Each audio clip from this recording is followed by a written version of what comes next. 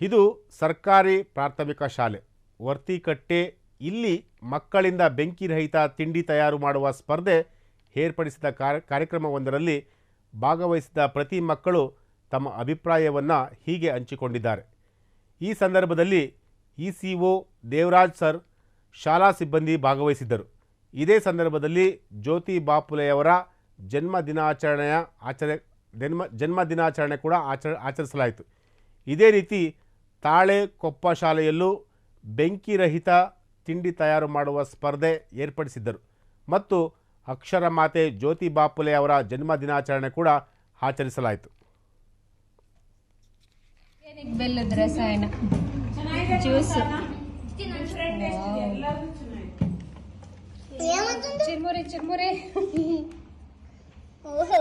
Super. Organic ಬೆಲ್ಲದ ರಸಾಯನ juice, churmuri.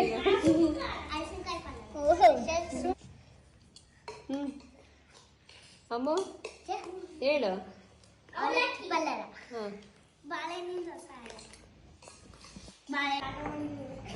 ಹೇಳಪ್ಪ, ತೋರ್ಸದ್ನ juice, churmuri churmuri super. Organic